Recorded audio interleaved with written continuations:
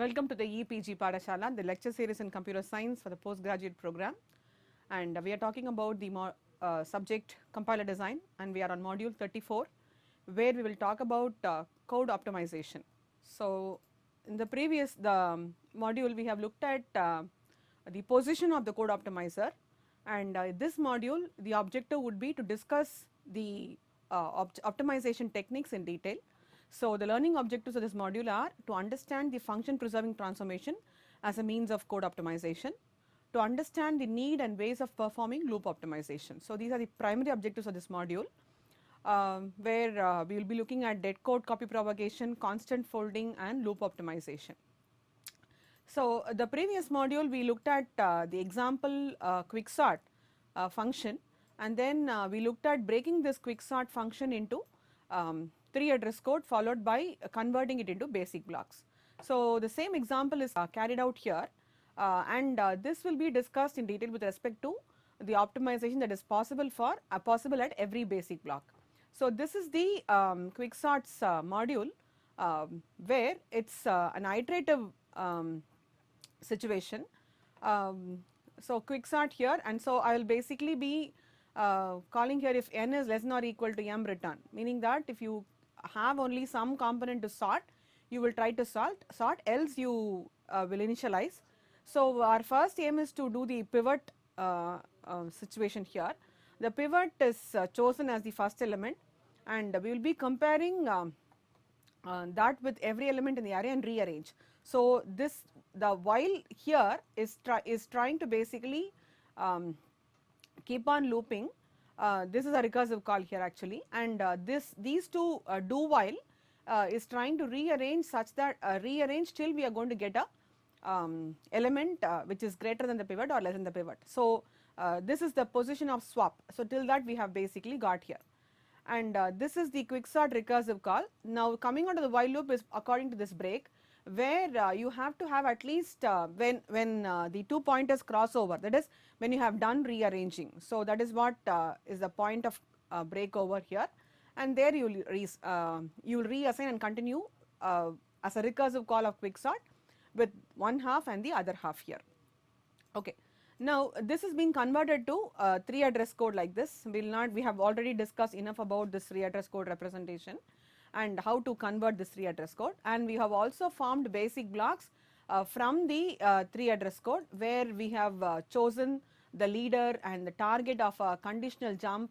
So, as you could see, lines 1, 2, 3, 4 will form one basic block, lines 5, 6, 7, 8 will form another basic block, lines 9, 10, 11, 12 will form another basic block, 13 will be one block, 14 to 22 is another block, 23 to 30 is going to be another basic block. So, I have basically done these two basic blocks. Now, this two calls here are the two calls to quicksort, recursive calls to quicksort, where we will not discuss that in the recursive algorithm. So, our aim is to just look at this control flow for discussion on the optimization technique. So, this is what we have basically here. Now, for convenience, I have split the basic blocks B5 and B6 expanded versions are here. So, this is where we are going to start on optimization. Now, what we call as local optimization is the optimization that is possible within a particular block is called as local optimization, whereas optimization done across basic blocks is called as global optimization. So, we will first do local optimization wherever possible, and then we will try to optimize on the, we will perform basically global optimization. Now, the reason behind choosing these blocks B5 and B6 are, B5 and B6 has got so many statements, and they are actually much I mean that requires optimization for sure. Okay. So, the other blocks, if you could remember, if you could see, they do not have much statements available. So, therefore, more it is a better play. It is it is better to start from blocks B5 and B6 as an optimization metric. So, function preserving transformation is what one area of code optimization. So, as we already know that there are 3 optimizations which is definitely going to be required. One is transformation, second one is data flow analysis, third one is control flow analysis. So, we will start with the transformation where we call this as function preserving transformation. So the typical transformations are common sub-expression elimination, copy propagation, dead code elimination and constant folding. We will see one by one in the context of the basic blocks B5 and B6 to start with. The first one is common sub-expression elimination. So an expression E is called common if E was already computed and the values of the variables in E have not changed since the previous computation. So I compute the value of an expression in a particular statement, and till the same expressions available in the next statement, the values of the variables have not changed. If that is my situation, then I can basically eliminate recomputing of the same expression.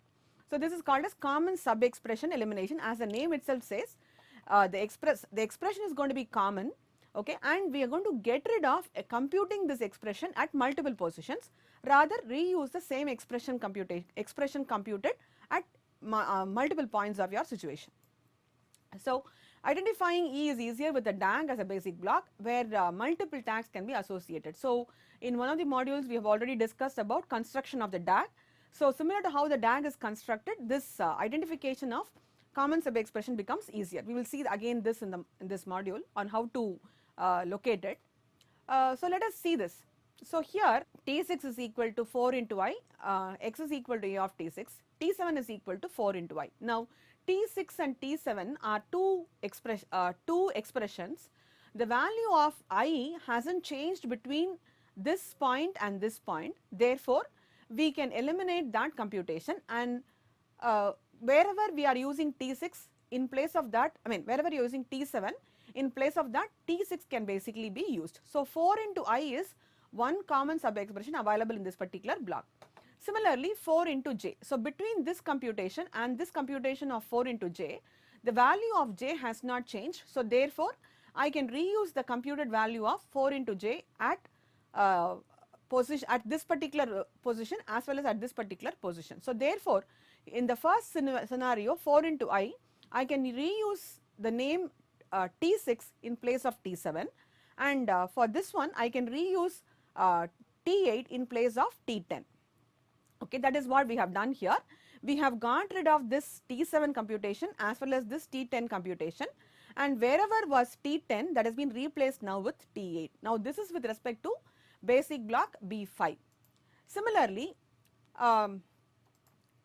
for basic block 6, I have computed 4 into I here and 4 into I here and 4 into j here. So I can basically reuse this computation and then call it as 4 into I and 4 into n here. Okay. So wherever we have used T11, that can be a T12 that can be replaced with T11, and wherever we have used T15 that can be replaced with T13. So this is one more situation. So 4 into n is going to be reused. Okay, global common sub-expression. Now we have done local common sub-expression for blocks B5 and B6. Global common sub-expression is across basic blocks if an expression is going to be common, and between these two basic blocks, if the values of the variables have not changed, then their expression could be reused. I need not recompute the expressions. So on this basis, 4 into I is computed in block B2 and 4 into j is computed in block B3 and hasn't changed till B5 or B6. Similarly, 4 into n, which was computed in block B1, hasn't changed till block B6. That is, the value of n hasn't changed, the value of I hasn't changed, the value of j hasn't changed once I am out of block B3. Okay, once I am out of block B3, the values of I, j or n hasn't changed. So therefore their values could basically be reused. So this across basic block can basically happen. So in addition to that, we have done a computation of A of T2 in block B2 and A of T4 in block B3. Their computation has also not been changed, because T2 is simply computation of 4 into I and T4 is simply computation of 4 into j. So therefore it has not been changed. So therefore what happens here is this 4 into I has now been replaced with T2. So therefore T6 becomes redundant. So wherever we have to use T6, I can use T2. So that is what I have done here, A of T2. Similarly, wherever 4 into j has been used, that 4 into j is replaced with T3.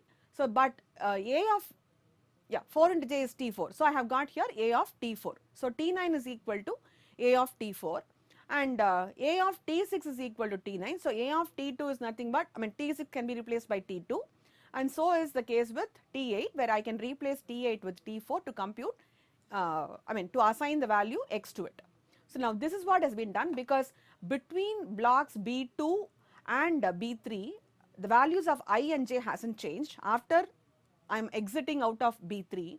Similarly, once I enter B5, I am not changing the value of I or j. So, therefore, this 4 into I could be optimized across basic blocks where I can use the first computation of 4 into I computed itself as it is. So, that becomes A of T2 and A of T4 here respectively, thus eliminating two more statements of the blocks B5 in the control flow graph. Now, one more optimization is A of T2 hasn't changed. A of T2 has been assigned to T3. So is the case with A of T4 which is assigned to T5. So T9 is equal to T5.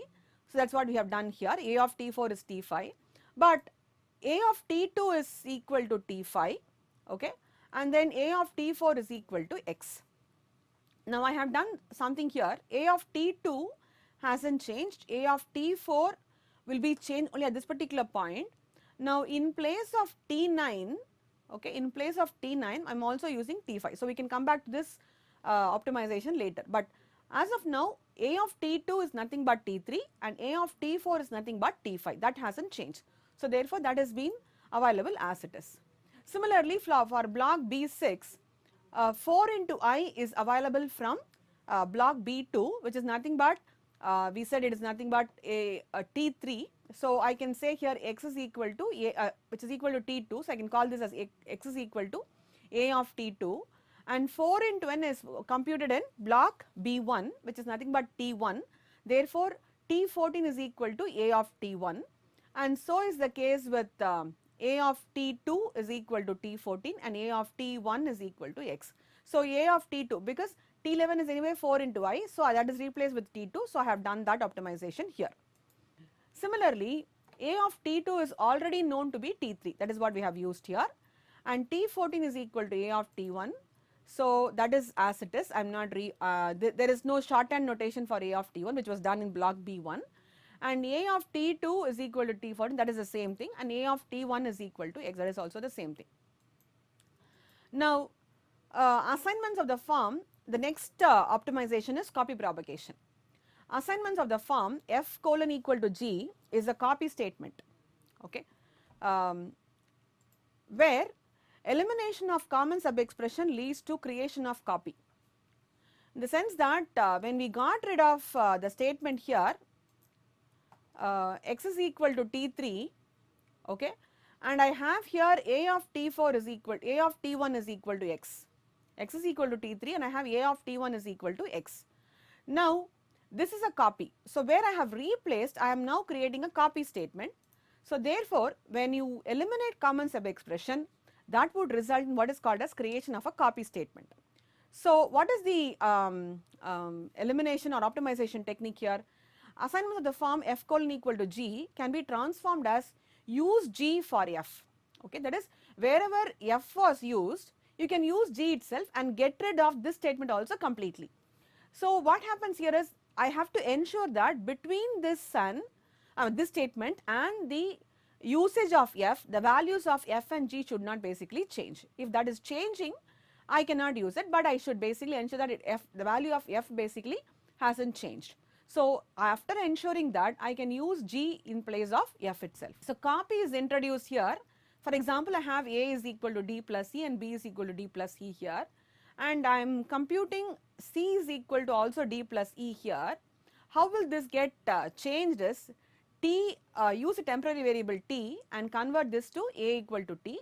So is the case with here, t is equal to d plus e and b is equal to t, because I know that this path or this path hasn't changed d or e, therefore I can reuse the same value t.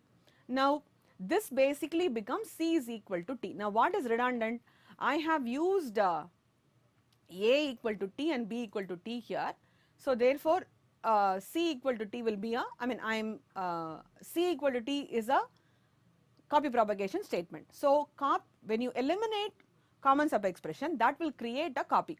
So A equal to T is one copy, B equal to T is another copy, C is equal to T is also another copy, where instead of A, B or C I could use T itself. Okay. So that is the understanding here. Now let us take this example where we are on block B5. So this was your statement, x is equal to T3, T9 is equal to T5, A of T2 is equal to T5 and A of T4 is equal to x. So what happened actually is x is equal to T3, okay. So and T9 is equal to T5, okay.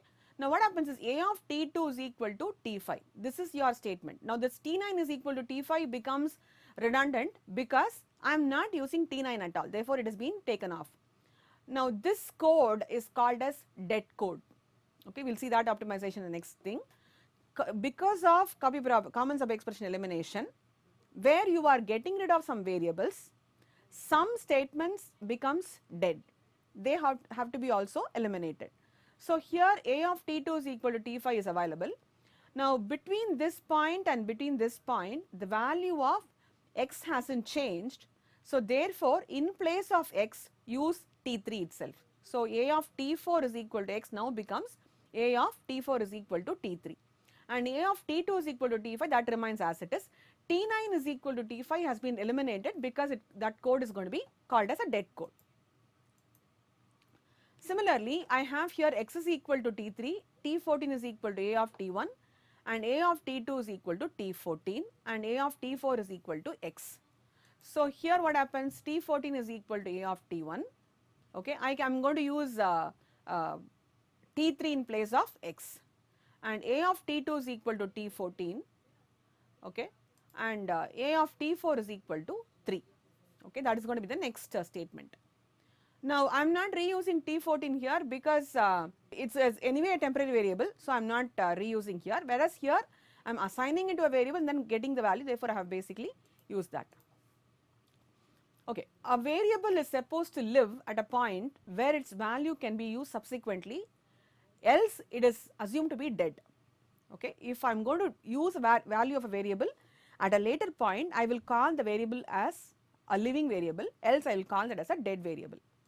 Now here x is equal to T3, this is dead because x is not going to be used and replaced, and hence it is replaced by T3, okay. So therefore we will say that x is not redefined, x is not going to be created, etc. Therefore we will say x is equal to x is not going to be used, therefore we will call this statement as a dead statement. Next one is called as constant folding. So common sub-expression elimination results in copies getting created. When you try to get rid of a copy, you will end up with some redundant statements, therefore it is going to be, it has to be eliminated. The fourth one is called as constant folding, where it is done deducing during compile time that a value is a constant and you can use the constant instead of the variable itself, that is called as constant folding. So when you already know the value of a variable A, okay, as a constant value only, wherever A is going to be used, I can replace that A with the constant itself for creating my code, or if I do not know that, I can basically use the optimization technique to replace the variable with its constant value. So here this would also lead to dead code. In that case what happens, we will result in again creating a dead code because I no longer require the variable and its assignment to a constant, okay. Therefore that is also going to be resulting in dead code. So this copy propagation elimination and constant folding elimination will result in dead code. Example is A is equal to 1 and C is equal to A plus B, for example say. Now wherever this value of A is used, I can use 1 in place of that. So A is equal to 1 and C is equal to 1 plus B. Now this is my statement, C is equal to 1 plus B. In that case A equal to 1 becomes a dead code because I am not using the value of A, rather I have already replaced A with 1.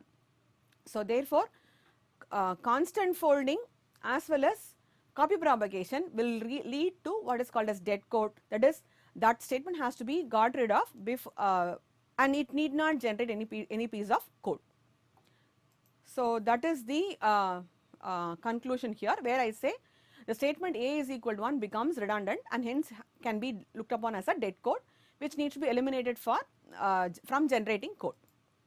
Now, we can also use DAG for optimization, where the classic optimization possible with DAG is the common sub expression elimination. Consider this following piece of instructions: A is equal to B plus C, B is A minus D, C is equal to B plus C, and D is equal to A minus D. Okay, to start with, I have B and C. I create two nodes B and C, and I create an interior node called as with the operator plus. I am labeling it as A. Then next computation is B is equal to A minus D. So, is there a node A already available? Yes. Is there a node D already available? No. Therefore, I will create it. And then interior node is a subtraction operator whose LHS and RHS will be the nodes A and D, and this is going to be called as B. Now, once I name this node as B, my previous B becomes B naught. Okay. Then next one is C is equal to B plus C. So, I have a new node called as B, I have a node called as C, and I have an interior operator which is plus, okay, and this new node is now going to be called as C, therefore, the previous node is assigned as C naught. Now, till this particular point there is no common sub expression, though it looked as though these two are common sub expressions. So, what we do here, because between these two statements, okay, the value of B has been altered, okay, that is very clear with respect to the DAG construction itself. Okay. The last statement is D is equal to A minus D. So, you normally have an RHS and an LHS. LHS is going to be computed as a value, RHS is referred to typically as a memory, as an address. So, I will compute A minus D as a value and put it into D, means I have to put it in the address of D. Okay. So, here A is available, D is available, interior node with the negative operator is also available. Now, this becomes D. After assigning this to D, I will rename this D, the old D to D naught. So, therefore, A minus D is a common sub expression, hence it is evident from this particular interior node having multiple labels B comma D. The next one is algebraic identities, which can be used to convert multiplication to addition, exponentiation to multiplication, etc. And you can also apply multiplicative identity and additive identity operations basically. So, x plus 0 is equal to 0 plus x is equal to x actually. We can look at x minus 0 is equal to x, so you need not even do this computation.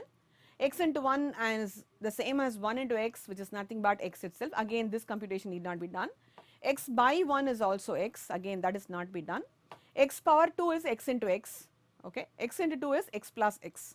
So, that is also possible with respect to DAG, okay, where also you can use, we have already spoken about that in one module, where we said that you can also consider the associative laws or commutative laws to allocate registers for a particular node and then determine accordingly. That is also possible with respect to the DAG. Supposing there is already a left node, okay, and that left node is happen to be a right node of a particular arithmetic operation. If it is plus or multiplication, I can use the commutative law to compute that and then rearrange the left and right child of a particular interior node. That is also possible.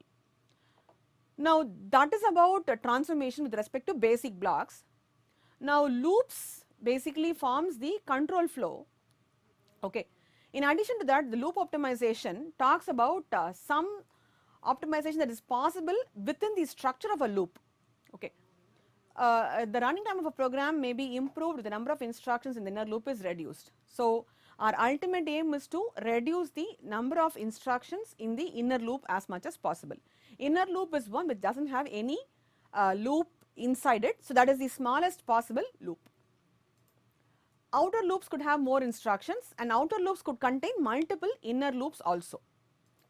So, here there are three optimization possible with respect to loops. First one is code motion, the second one is strength reduction, third one is induction variable elimination. For example, look at this piece of code. While I less than or equal to limit minus 2, where limit is a variable, I is a variable, I have my body of the while loop here. If this has to be converted to a 3 address representation, how will this look like? I'll compute L1 is equal to, because I have to do a begin label, T1 is equal to limit minus 2. If I is greater than T1, go to L2, and then I have the body of the while loop here, and then I have a go to L1 here, and I'll have L2 here. Now, supposing say within the body of the while loop, the value of limit is not going to change. Okay, the value of limit is not going to change, then this computation limit minus 2 has to happen as long as the while loop runs. Supposing this while loop runs for some n times, then limit minus 2 also has to be computed for n times, which is going to be a waste of computation. Therefore, this can be optimized. This is called as code motion. Check for movement of code within the body of the loop. If a particular variable's value is not going to change, and if that is computed as part of the expression, then you can eliminate that and put it ahead of it. So, how do we change this? So, for that we will compute t is equal to limit minus 2, because limit is not going to change anyway, okay, and then we will compute while I less than or equal to 2, and then I will have my body of the while loop. So, how does this translate to a 3 address code? Outside this I will have T1 is equal to limit minus 2, I will have this label here, I will then have the body of the while loop here, and then I have a go to L1 here, and L2 will be here. Now, this body alone gets executed for as long as this condition is satisfied, but limit minus 2 gets computed only once. Okay. So, therefore, this is going to be the optimization that is possible, where if a particular expression is computed multiple times because it is part of a loop, then, and if the value is not going to change, move it outside the block, typically move it up front, move it to the previous block basically. So, the next one is called as strength reduction, where you can replace complex multiplication or division with respect to addition or subtraction. For example, here T4 is equal to 4 into j, and j gets reduced by 1. Okay. Now, the value of j is going to be reduced, no doubt, but this is multiplication. Okay. So, what I can do is I can convert this multiplication, I can do this outside, okay, and then what I can do is I can decrement j, and then I can simply say T4 is equal to T4 minus 4, because first time, for example, j is equal to 10, this 4 into j will be 40, next time j becomes 9, so 4 into 9 will be 36. So, the value of T4 gets reduced by 4, okay. So, I am incorporating that here, T4 is equal to T4 minus 4. Now, in the process what happens? J becomes a dead code, okay, here. So, I am just pointing out the parallel transformation which you already know. So, j is equal to j minus 1 here, which becomes a redundant code. So, therefore, T4 is equal to T4 minus 4. So, what have I done? Rather than multiplying it for some n times as long as this loop executes, we have moved this code ahead of this, therefore, it gets computed exactly once, whereas here it is replaced by n times of subtraction. This is called as strength reduction. Induction variables control the loop iteration, therefore, that should be taken care for doing that. The last one is induction variable elimination, where the loop indices can be typically I, j, etc., and they could be eliminated if the value of I and j is not going to be required later. Okay.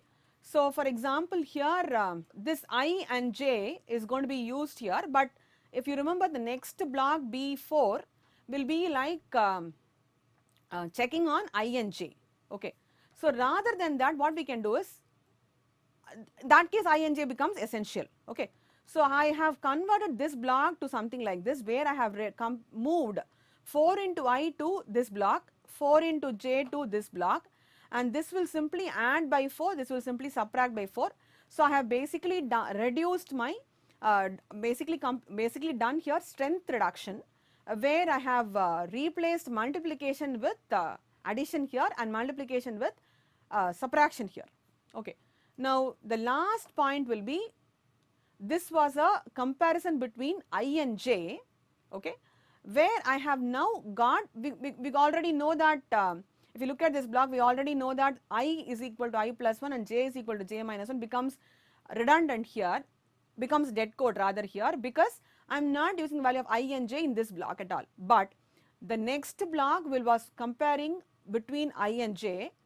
So therefore, rather than comparing it with I and j, I can use T2 and T4 itself for comparison, because T2 and T4 indirectly reflects I and j, right. So T2 is equal to 4 into I, so for example, if I is 10, T2 will be 40. If j is 6, T4 will be 24. So I will be comparing 6 with 10 normally. If I get rid of I and j here, what will I be comparing? I will be comparing T2 and T4. Rather than comparing 6 and 10, I am comparing multiple of 6 and multiple of 10 by 4. Okay, again it is a common constant factor, therefore I can do that. Okay, so I will be comparing T2 and T4, and that is what is happening here. So this block had only 4 statements, now it has got these 2 additional statements, which was moved from B2 and B3 here. So this had 4 statement, I got rid of one, which is the induction variable. Again I got rid of an induction variable here, because I am not going to be using I and j later, so therefore that was got rid of. And I have replaced here computation of T2 with T4, comparing T2 with T4 rather than comparing I and j. And these you can remember that it has basically around 8 to 10 statements. Now it has got only 3 statements in both the blocks. Okay, so that is the optimization which I have basically done. Now on to summarizing. This module we have talked about the basic function preserving transformation, like code common sub expression elimination, copy propagation, constant folding and dead code elimination. We have also seen some algebraic transformation and the DAG based representation of basic blocks for common sub expression elimination also. We have also done loop optimization, where we have looked upon induction variable elimination, strength reduction and code motion.